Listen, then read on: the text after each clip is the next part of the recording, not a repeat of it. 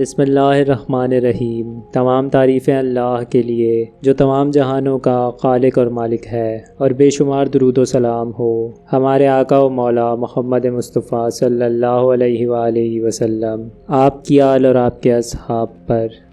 پیارے دوستو، السلام علیکم۔ آج کی اس ویڈیو میں ہم شہر کوفہ کے بارے میں آپ کو معلومات دیں گے کہ کس طرح یہ شہر آباد ہوا اور کس طرح یہ شہر سنسان کھنڈرات میں بدل گیا۔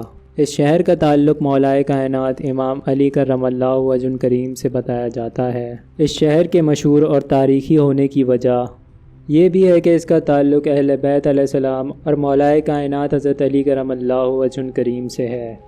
یہ شہر مولا علی کرم اللہ وجہ کریم کی خلافت کا مرکز تھا، جہاں آپ مدینے سے ہجرت کر کر تشریف فرما ہوئے تھے۔ اس سنسان و ویران شہر میں وہ مقام جہاں مولا علی علیہ السلام اپنے گھر والوں کے ساتھ مقیم رہے، آج بھی یہاں عقیدت مند دور دراز علاقوں سے تبرکات کی زیارت کے لیے حاضر ہوتے ہیں۔ اس زمانے میں مدینہ منورہ اسلامی سلطنت کا دارالحکومت تھا۔ حضرت علی علیہ السلام نے حقیقی ٹھوس اور نظریاتی اور دفاعی وجوہات کی بنا پر عراق کے شہر کوفہ کو صدر مقام بنا دیا۔ آپ علیہ السلام مدینہ منورہ کو بد امنی اور خون ریزی سے پاک کرنے کے خواہاں تھے، کیونکہ مدینہ اسلامی تہذیب و ثقافت کا مرکز تھا۔ حضرت عثمان غنی رضی اللہ تعالیٰ عنہ کی شہادت نے مولا علی علیہ السلام کے اضطراب کو بہت بڑھا دیا، اور آپ علیہ السلام نے یہ بڑا قدم اٹھانے کا فیصلہ کیا۔ آپ ہرگز یہ نہیں چاہتے تھے کہ شہر نبی صلی اللہ علیہ وآلہ وسلم سیاسی افراتفری کی زد میں آئے یا یہاں کسی قسم کی تخریبی کارروائی ہو۔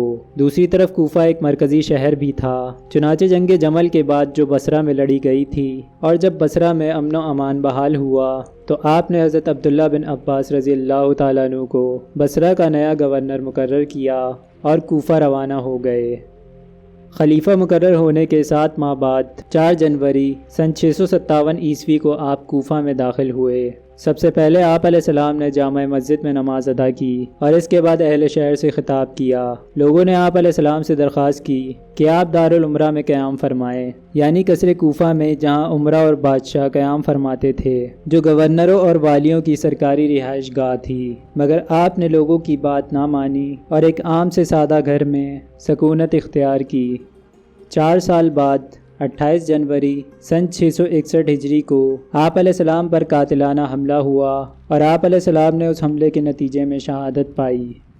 آپ علیہ السلام کے جسم مبارک کو اس کمرے میں غسل دیا گیا۔ مشہور پاکستانی مورخ محمد لطیف انصاری تاریخ اسلام میں تحقیق پر نمایاں ہیں۔ اپنی کتاب ہسٹری آف اسلام میں آپ لکھتے ہیں، جس طرح رسول پاک صلی اللہ علیہ وآلہ وسلم کی مکہ سے مدینہ ہجرت کی ذمہ داری ابو جہل اور ابو سفیان پر عائد ہوتی ہے، اس طرح حضرت علی کرم اللہ وجہ کریم کی مدینہ سے کوفہ ہجرت کا ذمہ دار معاویہ ابن ابی سفیان تھا۔ اس مکان کے پس منظر میں قصر کوفہ کے کھنڈر دیکھے جا سکتے ہیں۔ یہی وہ عمارت ہے جہاں کربلا میں ہونے والی خون ریزی کے بعد جناب امام حسین علیہ السلام اور ان کے ساتھیوں کے سر مبارک اس وقت کے گورنر ابن زیاد کے سامنے پیش کیے گئے۔ قسمت کی ستم ظریفی دیکھیے کہ کچھ سالوں بعد ابن زیاد کا کٹا ہوا سر یہاں کے نئے گورنر مختار ثقفی کے سامنے پیش کیا گیا۔ مختار ثقفی نے امام حسین علیہ السلام اور شہدائے کربلا کے خون کا بدلہ لیا تھا اور تمام قاتلان حسین کو جہنم واصل کیا تھا۔ مولائے کائنات امام علی علیہ السلام کے گھر سے آگے وہ مسجد ہے جہاں آپ علیہ السلام کی امامت میں نماز ادا کی جاتی تھی، اور آپ علیہ السلام وہاں پر خطبہ بھی دیا کرتے تھے۔ یہاں دیے گئے بہت سے خطبات مشہور کتاب نہج البلاغہ میں دیکھے جا سکتے ہیں۔ 26 جنوری سن 661 کو آپ علیہ السلام نے نماز فجر کی ابتدا کی۔ یہ رمضان کا مہینہ تھا اور آپ علیہ السلام روزے سے تھے۔ آپ علیہ السلام سجدے میں گئے تو ایک خارجی عبد الرحمن ابن ملجم نے تلوار سے ضرب لگا کر آپ کو زخمی کر دیا۔ زہر آلود تلوار کا وار سر پر ہوا تو آپ علیہ السلام نے یہ الفاظ ادا کیے، فزت برب الکعبہ، ترجمہ، رب کعبہ کی قسم، میں کامیاب ہو گیا۔ اس کے بعد مسجد میں موجود لوگوں نے آپ کو اٹھا لیا اور آپ علیہ السلام کے سر کے زخم پر پٹی باندھ دی۔ آپ علیہ السلام کے صاحبزادوں حضرت امام حسن علیہ السلام اور حضرت امام حسین علیہ السلام نے آپ علیہ السلام کو ایک کمبل میں لپیٹا اور گھر لے آئے۔ گھر پہنچنے کے بعد امام علی علیہ السلام نے اپنے بیٹوں اور ساتھیوں سے یہ فرمایا کہ مجھ پر حملہ کرنے والے پر حملہ نہ کیا جائے اور اس سے ابھی قصاص نہ لیا جائے، اور یہ حکم بھی ارشاد فرمایا کہ ان کے بچ جانے کی صورت میں ان پر حملہ کرنے والے ابن ملجم کو معاف کر دیا جائے گا، اور اگر ان کی جان چلی جائے تو بھی اسی تلوار سے ابن ملجم کو اسی شدت کی ضرب لگائی جائے جیسی اس نے آپ علیہ السلام کے سر پر لگائی تھی، اس بات سے قطع نظر کہ اس کی موت واقع ہوتی ہے یا نہیں۔ اگر وہ اس ضرب کے وار کے بعد بچ جائے تو اسے چھوڑ دیا جائے۔ یہ 19 رمضان المبارک کی رات تھی اور آپ علیہ السلام روزے سے تھے۔ بہرحال ابن ملجم کا کیا گیا قاتلانہ حملہ کامیاب ثابت ہوا، اور 2 دن بعد مولا کائنات امام علی کرم اللہ وجہ کریم اس دنیا فانی سے پردہ فرما گئے۔ مولا علی کرم اللہ وجہ کریم بے مثال ایصال، سخاوت، بہادری، حوصلے اور شجاعت و کردار کے حامل تھے۔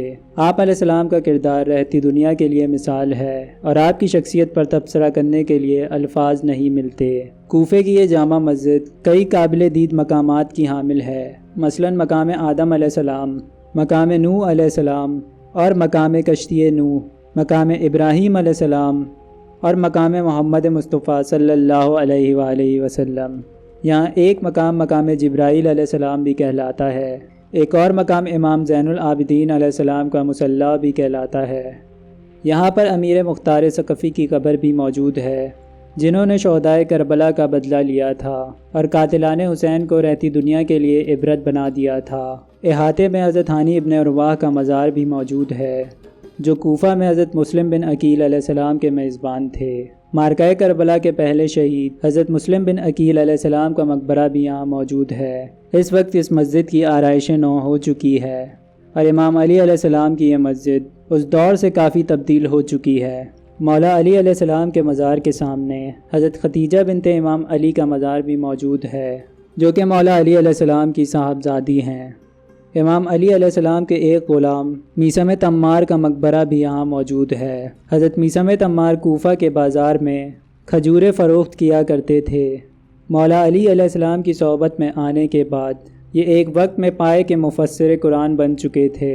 ایک مرتبہ امام علی علیہ السلام نے ایک کھجور کے درخت کی طرف اشارہ کر کے حضرت میثم تمار سے فرمایا کہ تم میری محبت کی پاداش میں اس درخت پر لٹکا کر پھانسی پر چڑھا دیے جاؤ گے۔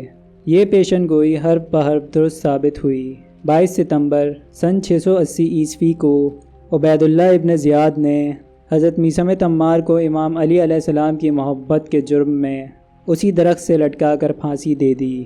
یہ حضرت کمیل کا مزار ہے۔ آپ امام علی علیہ السلام کے قریبی دوست تھے۔ آپ امام علی علیہ السلام کی تعلیمات کے امین تھے، جن میں سے ایک دعائے کمیل بھی ہے۔ آپ کی عمر 84 برس تھی جب حجاج کے حکم پر آپ کا سر قلم کر دیا گیا، کیونکہ آپ کی امام علی علیہ السلام سے عقیدت و محبت حجاج کے لیے ناقابل برداشت تھی۔ اللہ سے دعا ہے کہ اللہ ہمیں بزرگان دین کے نقش قدم پر چلنے کی توفیق عطا فرمائے اور ہم سب کا خاتمہ ایمان پر فرمائے، آمین۔